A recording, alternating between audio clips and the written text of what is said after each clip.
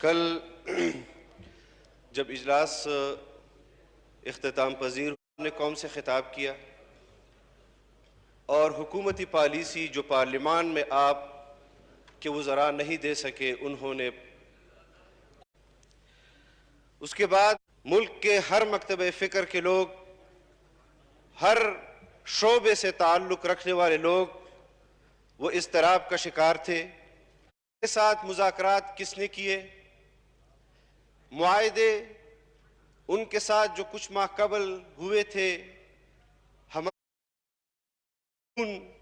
بہانے کے لیے بھی ادھر سے گریز نہیں کر رہے۔ میڈیا پر پابندی لگائی گئی،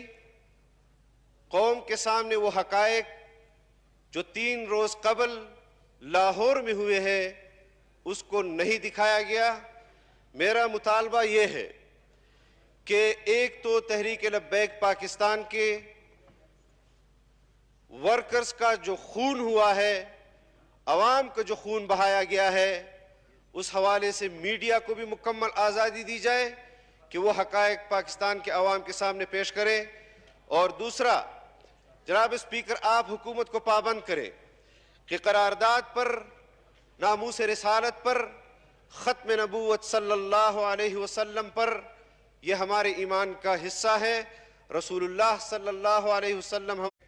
لیکن یہ ختم نبوت کا مسئلہ ہو، ناموس رسالت کا مسئلہ ہو، یہ ایک تنظیم کا مسئلہ نہیں ہے، یہ تمام امت مسلمہ کا مسئلہ ہے۔ اور اس پر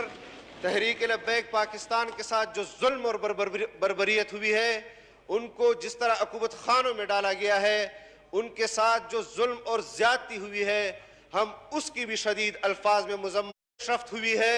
اس پیش رفت کے حوالے سے بھی پارلیمان کو آگاہ کیا جائے کہ ٹی ایل پی کے ساتھ اصل جو ہمارے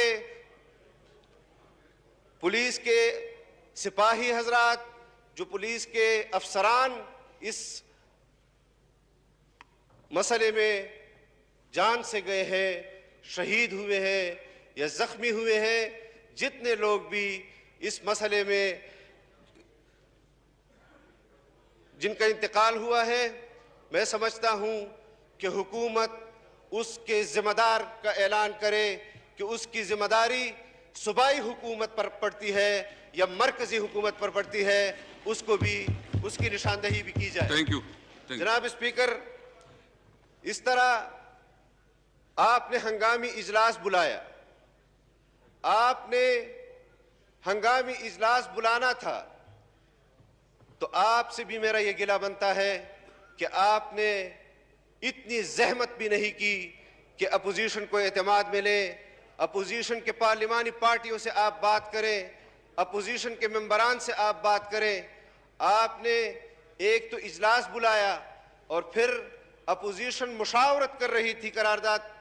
کے حوالے سے کہ کسی کے پاس کوئی قرارداد ہے،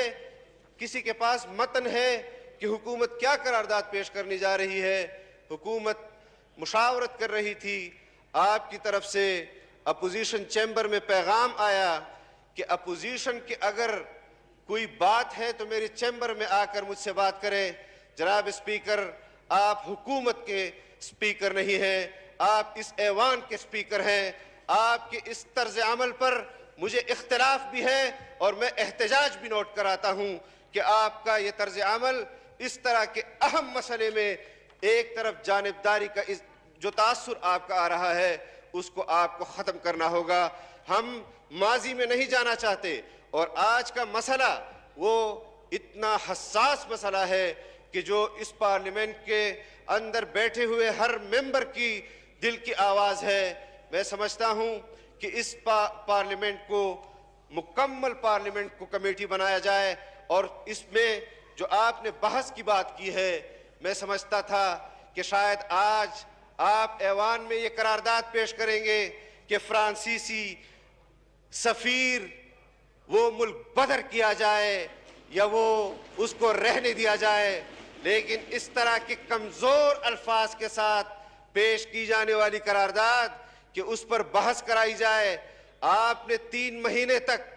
کیوں مجرمانہ خاموشی برتی اور کیوں 3 مہینے کے اندر اندر اس میں آپ نے بحث کیوں نہیں کروائی؟ جب آپ نے ملک کے اندر خون بہایا، جس نے بھی بہایا اس کا تعین ہونا چاہیے۔ ہم چاہتے ہیں کہ یہ ملک ختم نبوت کے حوالے سے، ناموس رسالت کے حوالے سے انتہائی حساس ہے، انتہائی جذباتی ہے، اور اس جذبات کو روکنے کے لیے آپ کو مزید ایسے فیصلے نہیں کرنے چاہیے جس طرح اس ہاؤس کی روایت آپ نے رکھی ہے کہ قرارداد پیش کرو، بلڈوز کر دو، حکومت کی طرف سے ہاں ہو جائے، اپوزیشن جائے بھاڑ میں۔ اگر آج آپ نے اس قرارداد پر اپوزیشن کو نظر انداز کیا، میں حلفاً کہتا ہوں کہ میں اپنے کلمے کی بنیاد پر، جو میرا رشتہ ہے، میں اس رشتے کی بنیاد پر آپ کو اس پارلیمنٹ کو نہیں چلانے دوں گا، آج بھی نہیں چلانے دوں گا اور آئندہ بھی نہیں چلانے دوں گا۔ شکریہ۔ میں سمجھتا ہوں کہ حکومت کے پاس، اس کے ہاتھ میں ہے یہ چیز کہ وہ اس مسئلے پر متفقہ قرارداد پیش لائے، اپوزیشن کے ساتھ بیٹھے، اور ہم ذمہ دارانہ اپنا کردار اس حوالے سے ادا کریں گے۔ یہ مسئلہ صرف ٹی ایل پی کا نہیں ہے، یہ پوری امت کا مسئلہ ہے، یہ ہم سب کا مسئلہ ہے۔ میں آپ سے امید کرتا ہوں کہ عوام کے جذبات اور اس قومی اسمبلی کے اندر ممبران کے جذبات کا خیال آپ ضرور رکھیں گے۔ وآخر دعوانا